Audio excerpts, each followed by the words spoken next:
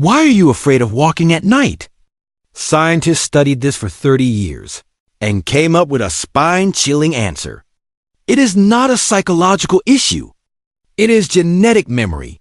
66 million years ago, right after the dinosaurs went extinct, your ancestors faced a life more hopeless than dealing with dinosaurs. On land, there were 2-meter-tall terror birds, capable of piercing a skull with a single claw. In the water, there were giant pythons over 10 meters long, able to swallow an entire prey in one gulp. In the sky, a giant bird with a 6-meter wingspan glided over the land, like a silent grim reaper. Meanwhile, your ancestors were the smallest and most fragile creatures of that era, constantly at risk of being eaten in a single bite. The only reason they could survive was that they were better at hiding than any other animal. And that extreme fear they felt while evading danger was etched into their genes, passed down all the way to this day. Every time you feel anxious walking at night, it is not because you are a coward. It is your ancestors reminding you, be careful, there is something in the dark. So what exactly were those things that our ancestors feared? Today, in the 13th episode of Earth General History, I will take you back to the Paleogene period to see who the rulers of that era actually were. Going back 66 million years ago, an asteroid over 10 kilometers in diameter struck the Earth. The dust kicked up blocked out the sun, causing global temperatures to plummet. The food chain began to collapse from the bottom up. Avian dinosaurs vanished from then on. Pterosaurs disappeared, and giant marine reptiles disappeared. 76% of the species on Earth completely vanished in a very short geological time frame. After this disaster, the Earth fell silent. But silence is never the end. Right within the ruins, a group of animals survived. They weren't big, mostly ranging from the size of a mouse to a cat.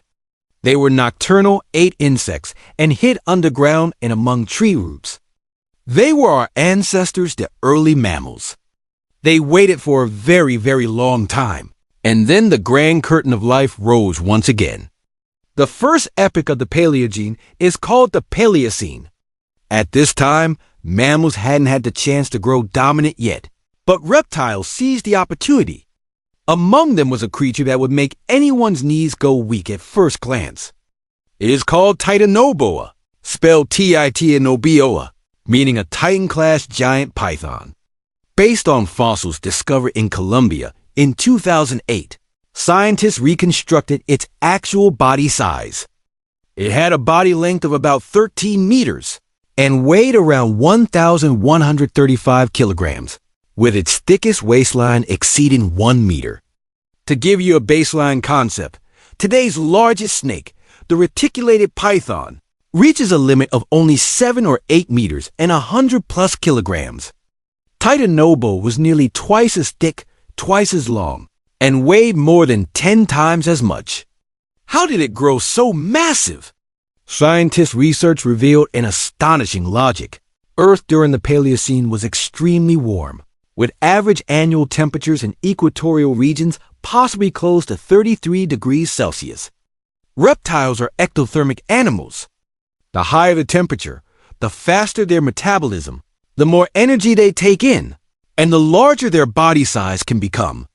Titanoboa was essentially a product of a high-temperature climate. It preyed on giant crocodiles and large fish, making it the undisputed top predator in the water at that time. Interestingly, the very existence of Titanoboa acts as a thermometer. Its body size tells scientists that the tropics of the Paleocene were even hotter than today's Amazon. This is not just a fossil. It is a climate archive written in bone. Moving forward to the Eocene epoch, dating roughly 48 million to 35 million years ago, mammals had already begun their rise by this time, but the ecosystem was not yet completely stable. In what is now inland Mongolia, a kind of monster roamed between the grasslands and forests. It is called Androsarchus. In 1923, American explorer Roy Chapman Andrews was conducting a scientific expedition in Mongolia when he discovered a massive fossilized skull. The skull was 83 centimeters long and nearly 50 centimeters wide. Among terrestrial carnivorous mammals, this is one of the largest skulls discovered by humans to date. Here comes the problem. Up until now, scientists have only found this single complete skull. With just this one skull, we cannot completely reconstruct the full body of Dinosaurs. However, estimating based on skull proportions, its body size might have been close to that of a rhinoceros. It had a body length of over 5 meters and an estimated weight of more than a ton. It possessed an incredibly powerful bite force, with thick and flattened teeth that could crush bones directly. What exactly was it? Which group did it belong to? The scientific community is still debating this to this day. This is the charm of the Paleogene period. The monsters of this era aren't even fully understood by scientists themselves. Dinosaurs is like an unsolved riddle. That solitary skull lies silently in the museum, waiting for an answer. Speaking of the Paleogene, there is one animal that absolutely cannot be skipped. It is called the terror bird, scientifically named Prehistoric, which literally translates to terror bird. Terror birds were flightless, giant carnivorous birds. They could reach heights of up to 3 meters and weigh over 150 kilograms. Their running speed was estimated to reach 70 to 80 kilometers per hour, more than twice as fast as today's Olympic sprinting champions. They were mainly active in South America, spanning a time frame from over 60 million years ago, all the way down to about 1 million years ago. Note that birds are the direct descendants of dinosaurs. Terror birds use their talons to hunt mammals and use their massive hooked beaks to crush the skulls of their prey. In a sense, the terror bird was the dinosaurs' final counterattack in the age of mammals. Their hunting method was extremely violent. They would first chase their prey at high speed, then strike fiercely with their beaks, or pick the prey up directly and slam it onto the ground. This fighting style struck absolute terror into the mammals of South America back then. There is a theory that I find spine-chilling. Scientists found that the time of the terror bird's mass extinction happens to closely coincide with the time when South America and North America became connected via the Isthmus of Panama. Large felids and canids from North America migrated south, squeezing the terror bird out of its ecological niche and ultimately driving it to extinction. The end of an era is often not because a creature isn't strong enough, but because the world has changed. While terror birds dominated the land, the skies of the Paleogene were certainly no walk in the park either. It is called Pelagornis. With a wingspan exceeding 6 meters, it is one of the largest known flying birds. The strangest part about it was its beak. The edges of its beak were lined with saw-like bony protrusions, looking very much like a mouthful of sharp teeth from afar. But these weren't real teeth. They were false teeth growing out of the bone, specifically used to grip slippery fish and squid, leaving the prey with no chance of escape. It almost never flapped its wings, relying solely on ocean air currents to glide, and could fly thousands of kilometers continuously without landing. A 6-meter giant bird with a mouthful of false teeth, silently gliding just above the sea. Sometimes terror lies not in violence, but in that pervasive silence. The Paleogene period lasted from 66 million years ago to 23 million years ago, spanning 43 million years. Titanoboa lurked silently in the water. Terror birds ran and killed at high speeds on the grasslands. Pelagornis glided close to the sea, and Dinosaurs vanished into the depths of time, along with its mysterious skull. All this happened after the extinction of the dinosaurs. The extinction of the dinosaurs was not a tragedy for life. It was a stepping aside for life. By disappearing, they cleared the entire Earth, leaving the stage for those tiny, furry things hiding underground. And those tiny things eventually evolved into you who are watching this video today. Life does not end because of a single disaster. It will only find a new way to start anew. In the next episode, let's talk about how whales evolved from small four-legged land animals into the heaviest giant beasts in the history of the Earth. I am the science creator, and I look forward to our next encounter. Have you ever heard the cry of a monster? If you suddenly hear this low rumble at sea tonight, it is not the waves, nor the wind. That is a blue whale talking to a companion 1,400 kilometers away. This sound is louder than a jet engine, reaching 188 decibels. If a human were directly exposed to it, their eardrums would shatter instantly. You know that blue whales are massive, but do you know just how massive they are? Their weight is more than twice that of the second largest animal in Earth's history, even more staggering than the largest dinosaur. Scientists say it may have already touched the physical limits of body size in nature. It is the blue whale. But what shocks me even more is not just its body size. Let's first talk about just how absurd it really is. The largest blue whale has a body length close to 30 meters, equivalent to the height of a 10-story building. Its maximum weight can reach around 190 tons, which is roughly the weight of 150 ordinary cars, stacked together. Its heart is as large as a small car, with a resting heart rate of only 2 to 10 beats per minute, so slow it takes your breath away. To what extent are its arteries so thick? A small child could crawl right through them. Meanwhile, its cry reaches up to about 188 decibels.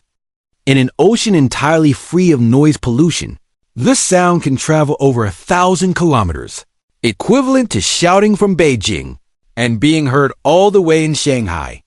If you think that's where it ends, not yet. A blue whale can swallow half a ton of krill in a single mouthful. That is the total amount of food an ordinary human eats in a whole year. This thing really doesn't seem like a creature that belongs on Earth. So how did it come to be?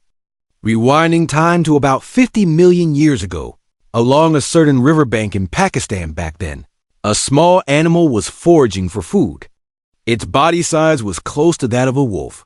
It had 4 legs and possessed hooves, making it look like a relative of deer and pigs. Scientists call it Pachysodus. It is an important representative of early cetaceans, a member of the lineage that includes the common ancestor of all whales. Yes, you heard that right. The ancient ancestor of the blue whale was a hooved animal running around on land. DNA evidence shows that the closest living relative of whales is the hippopotamus. These two species, one wallowing on land and the other roaming the deep ocean, actually share the exact same distant genetic code. The reason that initially drove these small animals into the water might have been very simple, just to find food and evade danger. They were small and had many natural predators. Land was far too dangerous, so jumping into the water actually saved their lives. Such a forced choice completely altered the biological history of the entire Earth. Over the next 10 million years, these whale ancestors began to slowly adapt to life in the water. Their limbs shortened and their nostrils gradually moved upward, eventually evolving into the blowholes we see today. Their tails became wider and flatter, becoming the engines that propelled their bodies forward. They abandoned the land entirely and fully committed themselves to the embrace of the sea.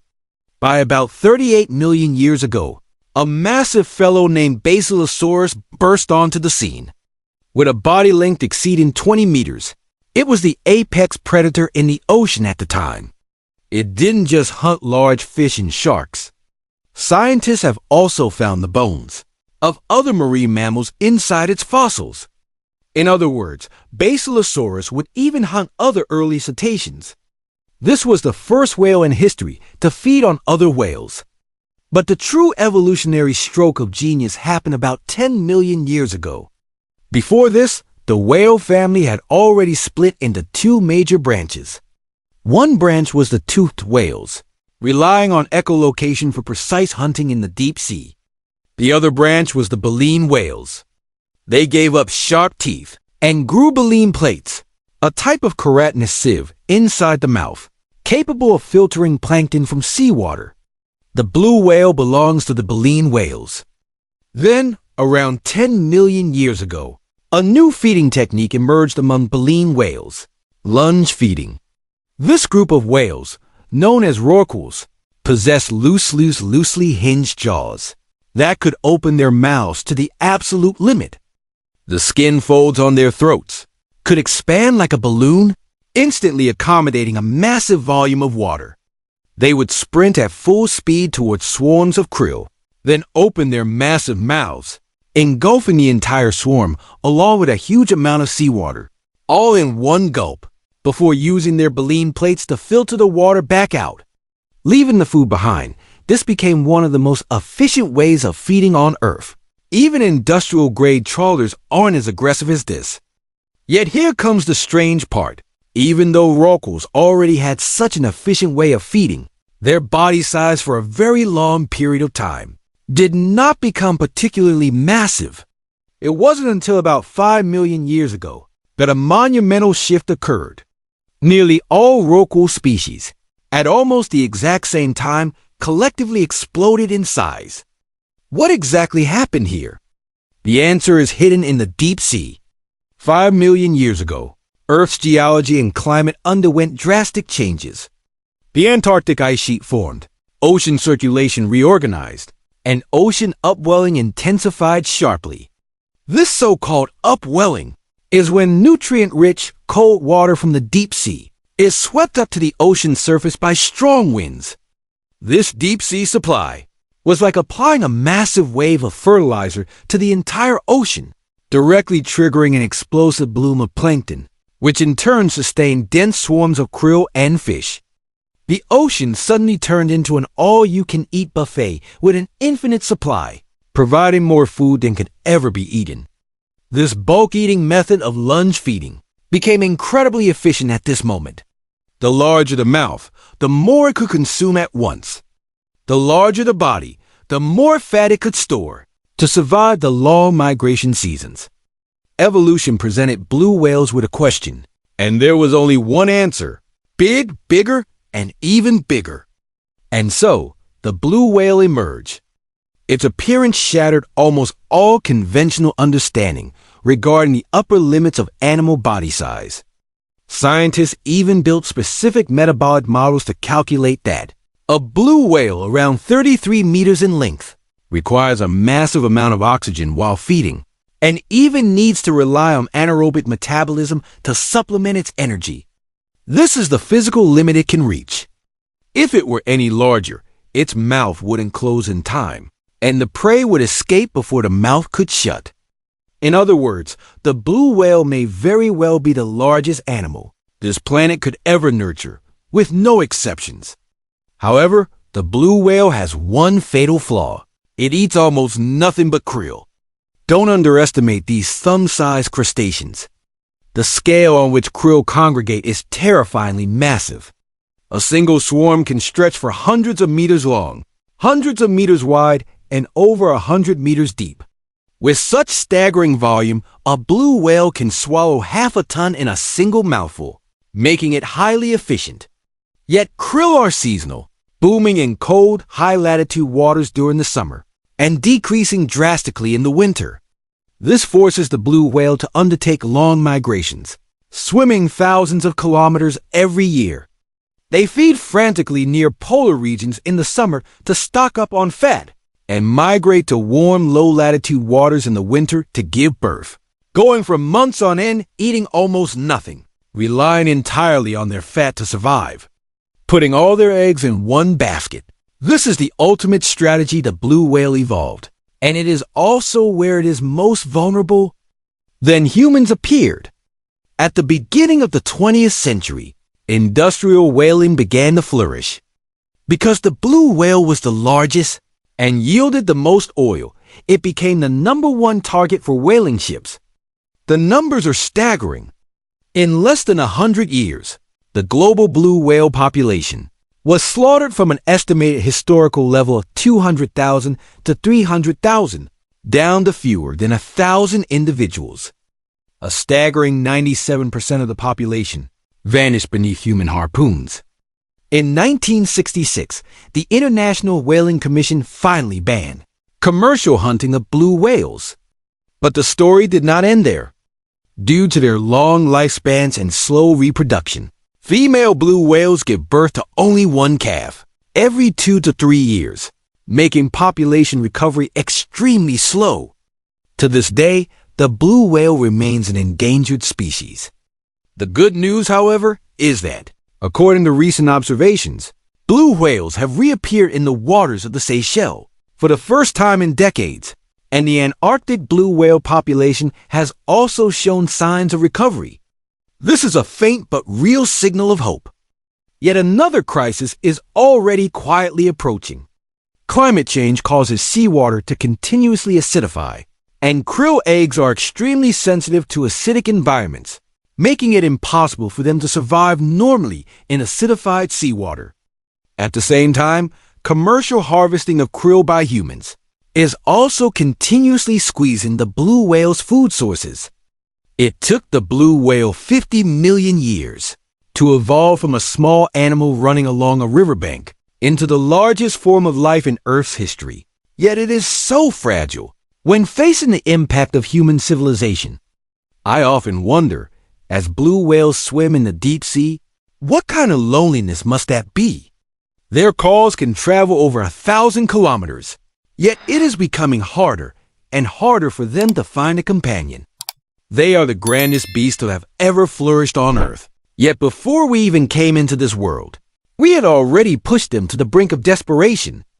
We always assumed that the era of Earth's giant beasts came to an end with the extinction of the dinosaurs, without realizing that the largest life form in Earth's history is still swimming in our oceans today. It shouldn't have even existed, yet it managed to survive through a miracle of evolution and a little bit of luck. As for whether it can continue to live on, that depends entirely on the choices we humans make.